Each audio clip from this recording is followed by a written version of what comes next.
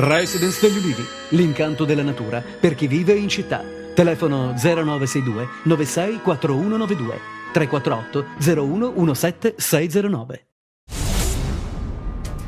22 presunti affiliati alla Cosca Serraino sono stati arrestati stamani dai carabinieri di Reggio Calabria. 4 di loro sono ritenuti gli autori dell'attentato del 3 gennaio scorso contro la Procura Generale Regina. Per questo hanno ricevuto un'informazione di garanzia dalla Procura di Catanzaro. Il movente sarebbe stato legato a contrasti interni all'ufficio e a una reazione dei Serraino alla decisione presa dal PG Salvatore Di Landro di revocare alcuni fascicoli al sostituto Francesco Neri.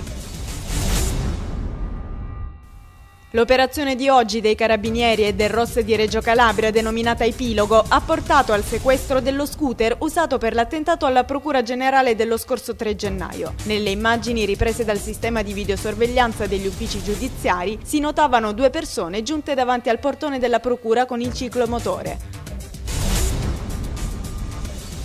Ci sono anche i responsabili dell'intimidazione compiuta ai danni del giornalista Antonio Monteleone tra i 22 arrestati nell'ambito dell'operazione Epilogo condotta questa mattina dai Carabinieri a Reggio Calabria. Le indagini hanno individuato una componente organica della Cosca Serraino che opera nel quartiere San Sperato di Reggio Calabria nel comune di Cardeto. Il provvedimento della DDA Regina ha disposto anche il sequestro di beni per un valore di 1,5 milioni di euro.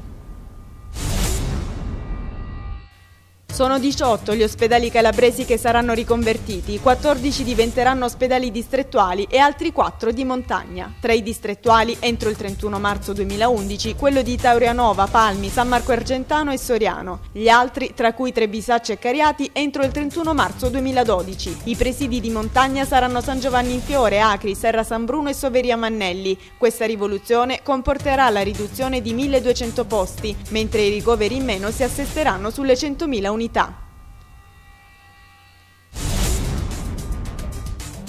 C'è stata anche un pizzico di Calabria nel discorso con cui Silvio Berlusconi ha chiesto ed ottenuto ieri sera la fiducia alla Camera. In un passaggio tra gli aspetti prettamente politici dell'intervento, parlando dello sviluppo del Sud, il Premier ha citato come possibili interventi da realizzare nel 2013 il completamento dell'autostrada Salerno-Reggio Calabria e la strada statale 106 Ionica, per tacere poi del completamento del progetto esecutivo del ponte sullo Stretto.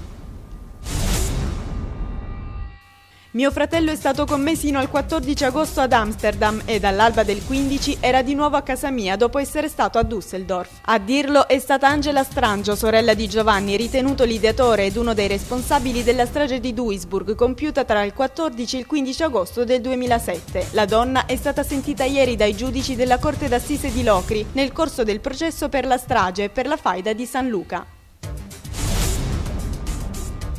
Un patto per la Calabria da sottoscrivere con il governo è quanto deciso ieri mattina dalla conferenza dei presidenti dei gruppi consiliari che ha approvato all'unanimità la proposta del presidente del Consiglio regionale Francesco Talarico. I capigruppo hanno condiviso la scelta di organizzare prossimamente una seduta straordinaria dell'Assemblea sull'emergenza criminalità. Talarico ha informato di aver già ottenuto la disponibilità a partecipare all'iniziativa del ministro degli Interni Maroni. Un atto di sindacato ispettivo è stato annunciato in un intervento alla Camera dei Deputati da Mario Tassone dell'UDC per la scarsa attenzione che la RAI come servizio pubblico ha dato alla manifestazione non 'ndrangheta organizzata dal quotidiano. Per Tassone non si è trattato di un mero fatto di cronaca ma di un evento che ha risvegliato le coscienze dei cittadini e per tale motivo avrebbe meritato ben più dei pochi secondi che gli ha dedicato la RAI facendola passare praticamente sotto silenzio. Hanno illustrato le opportunità nel settore delle costruzioni e della nautica per le 12 imprese catanzaresi del consorzio Sea Life ad Abu Dhabi e Dubai nella conferenza stampa tenuta ieri nella sala della Confindustria di Catanzaro. In pratica, insieme alla facoltà di ingegneria meccanica dell'Unical di Cosenza, sarà progettato un maxi catamarano di 41 metri per un costo di 10 milioni di euro negli Emirati Arabi, con sostegno dello sceicco Al Qasimi di Iraq.